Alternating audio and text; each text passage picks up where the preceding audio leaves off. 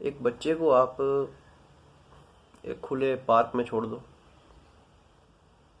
और उसी बच्चे को आप घर में कैद कर दो। उसका व्यवहार आप देखेंगे, पार्क में वो एकदम खुश है, कोई रोकने वाला नहीं, कोई टोकने वाला नहीं।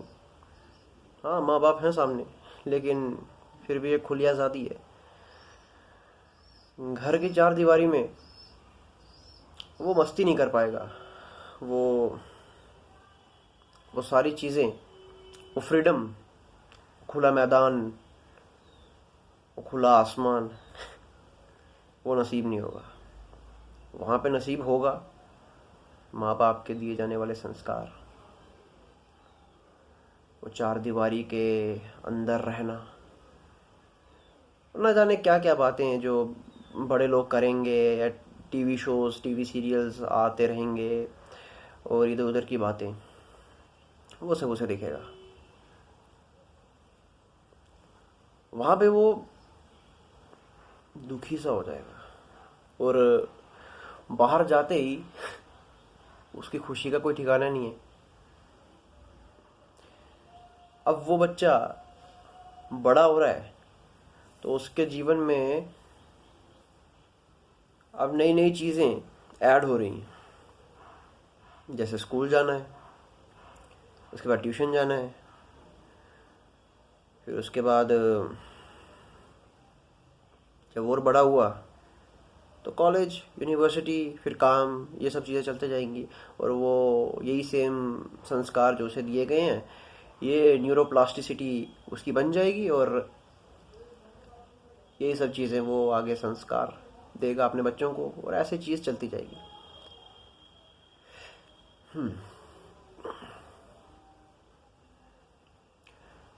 तो बात ये है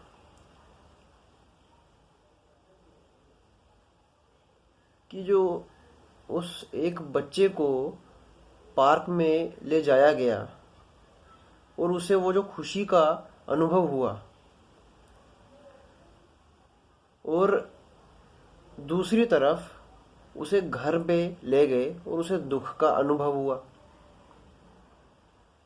तो ये सुख मिला और जो दुख है ये तभी घटता है जब कंपैरिजन होता है। कि मेरे को अगर सुख का अनुभव हुआ तो उसके विपरीत अगर कोई घटना हुई तो दुख का अनुभव होगा। मतलब कि कंपैरिजन हो रहा है। आप एक न्यूट्रल स्टेट ऑफ बीइंग में नहीं है कि जहाँ पे आप जो सुख और दुख घट रहा है उसको देखें, जबकि आप विक्टिम बन जाते हैं सुख और दुख के। आप उसे घटता नहीं देख रहे हैं, आप उस चीज के पात्र बन जाते हैं। अब कैरेक्टर हैं। अब आप विक्टिम बन गए हैं, अब आपको भोगना पड़ेगा। ये अप एंड डाउन तो चलता रहेगा, लेकिन हम इसे इतना इम्पोर्टेंस दे देते हैं लाइफ में और बोलते हैं यार मेरी ज़िंदगी में बहुत दुख है, या आज मैं एकदम सुखी हूँ। मतलब हम एंजॉय नहीं कर रहे हैं, हम बस चीज़ों को गिन रहे हैं कि किन किन क्षणों में मैं सुखी था, किन किन क्षणों में मैं दुखी हूँ, ये सब चीज़ें।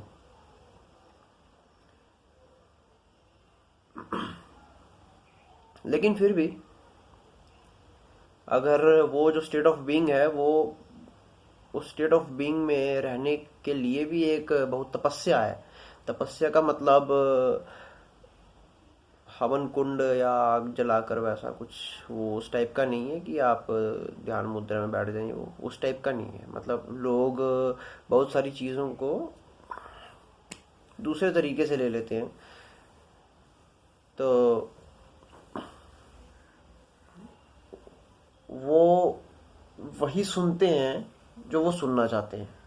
असल में वो बोला ही नहीं जाता है कि जो उन्होंने समझा। मैं कुछ और बोल गया और आपने कुछ और सुन लिया, समझ लिया। मतलब सुना तो वही है आपने जो मैंने बोला है, लेकिन समझा आपने कुछ और। तो वहाँ पे ना थोड़ा काम खराब हो जाता है। तो मैं जो चीज़ बोल रहा हूँ उसको समझना ज़रूरी नहीं है कि मैं एक हाई लेवल पे हूँ। हाँ, मैं कुछ लोगों से हो सकता है कि थोड़े ऊपर की बातें कर रहा हूँ, लेकिन बहुत से लोग होंगे जो मुझसे कनेक्ट करते होंगे मेरी बातों को, और बहुत से होंगे जो मेरे से भी ऊपर होंगे काफ़ी, ऐसी बात नहीं है। लेकिन जो अभी भी इन सब चीज़ों को नहीं समझ पा रहे हैं, उनके लिए ज़रूरी है ये चीज़ें समझना। क्योंकि अगर वो समझेंगे नहीं तो उनका कोई हक भी नहीं बनता है कि वो अपने बच्चों को या आगे पीछे किसी को कुछ चीज़ें समझाएं या ये सब चीज़। क्योंकि अगर वो समझाएंगे तो सोच लीजिए वो क्या चीज़ या क्या ज्ञान दे रहे हैं आगे। क्योंकि असल में जो चीज़ है उसे वैसा ना देखकर खुद से इंटरप्रेट करके अपने तरीके से समझा देना, और अगला बच्चा भी उस चीज़ को वैसे ही लेके जाएगा, और ये लेगेसी चलती जाएगी चलती जाएगी चलती जाएगी। तो आप सोच लीजिए कि वो एक पर्टिकुलर चीज़ जो स्टार्टिंग में कुछ और थी, मतलब उसका अपनी एक सैनिटी, एक वजूद, एक प्योरिटी थी, वो अब मैली हो गई है उनकी सोच से, उनकी समझ से, जो उन्होंने समझा और सोचा।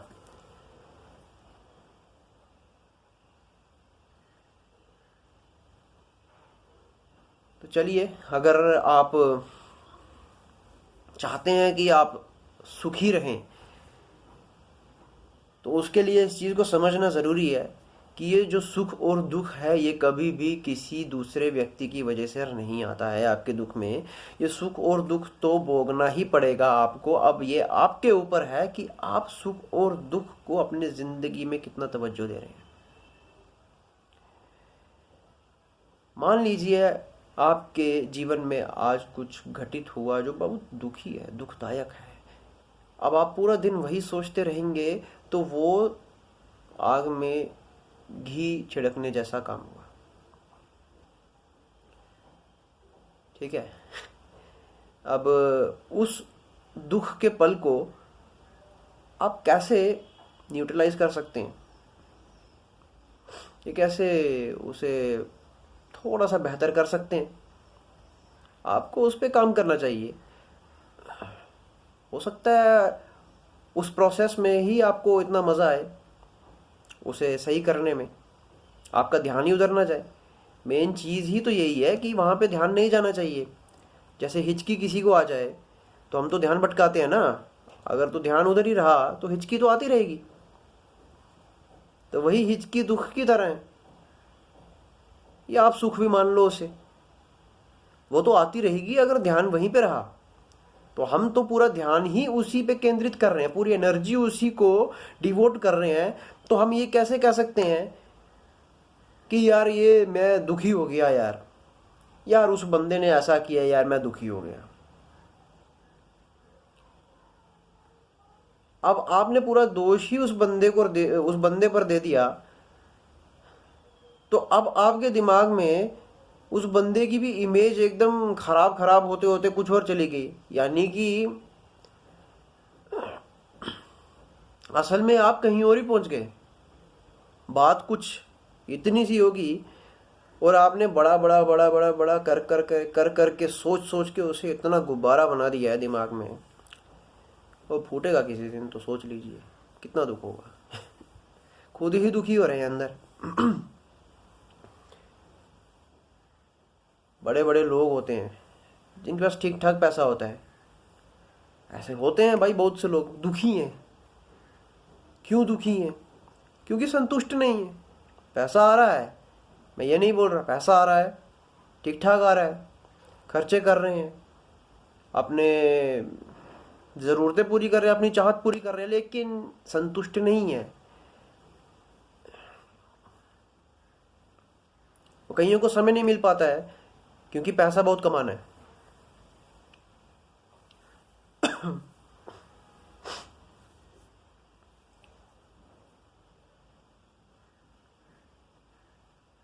अगर आप ये जो पैसा कमाने वाली भी चीज़ है ना, इससे काफ़ी लोग जो हैं इफेक्टेड है। इसी की बात करें तो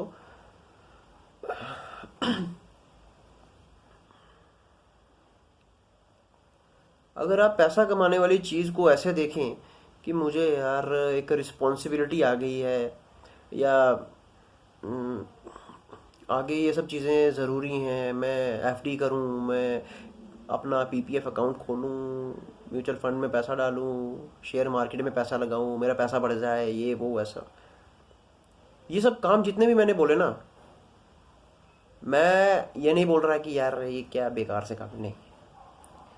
आप इन कामों में मज़ा भी ले सकते हैं, लेकिन आप इसे ऐसे कर रहे हैं कि आप इतने दुखी होकर कर रहे हैं, और इसमें आपको एक टेंशन है, स्ट्रेस है, और उसी चीज़ की वजह से दुखी हैं, और उस चीज़ को लेकर आप बैठ गए यार मुझे टेंशन है इस बात की, ये मुझे करना है पूरा, यार स्ट्रेस हो गया काफ़ी ज़्यादा ये वो, और सामने वाले इंसान को सुना रहे हैं।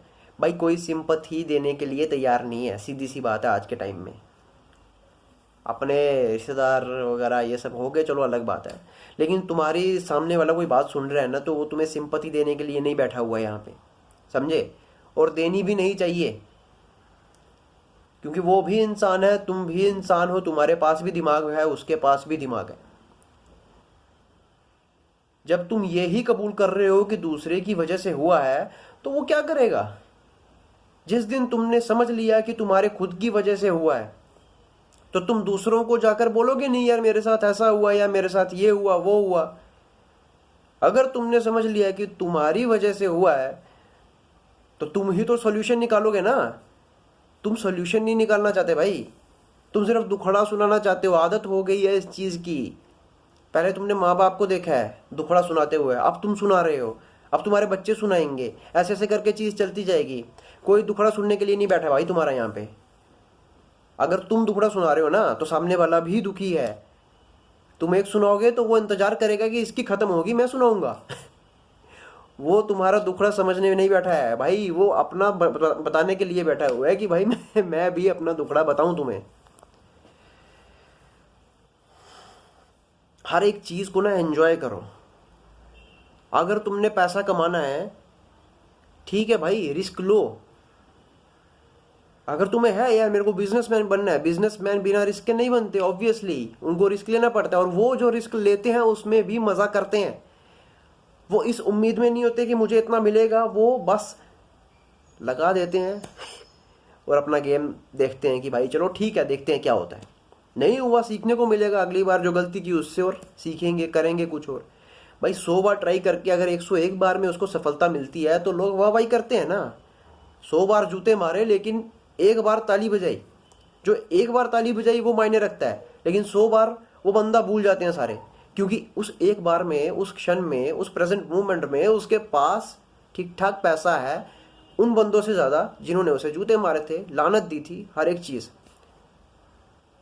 तो उसने उन 100 पलों में जब जब उसको जूते पड़े, लानत मिली, ये सब चीजें, उसने उसे एंजॉय किया, इसीलिए वो 100 बार ट्राई किया। बंदे 2-3 बार ट्राई करके छोड़ देते हैं। क्यों छोड़ देते हैं? क्योंकि वो एंजॉय नहीं करते हैं। वो उसे एक रिस्पॉन्सिबिलिटी, एक प्रेशर, स्ट्रेस वगैरह ये सब चीजें बोलकर दुखी होकर उसे छोड़ देते हैं। तो कोई भी काम है ना भाई, उसे एकदम एंजॉय करो। अगर तुम्हें लगे यार दुखी हो, ठीक है ये वो, तो ये देखना कि भाई दुख का कारण क्या है, ठीक है, उसे पकड़ो। वो एक सोच होती है हमेशा, चाहे तुम सुखी हो या दुखी हो, वो एक सोच होती है, ठीक है। हर एक चीज प्रेजेंट मोमेंट में रखो, ये फ्यूचर में मत लेके जाओ। फ्यूचर में लेके जाना ही स्ट्रेस का कारण है। पास्ट की चीजें लेकर जाओ, रोते रहोगे। प्रेजेंट में रहोगे तो ठीक है, बेस्ट है भाई तुम्हारे लिए। एंजॉय करो हर एक चीज, ठीक है।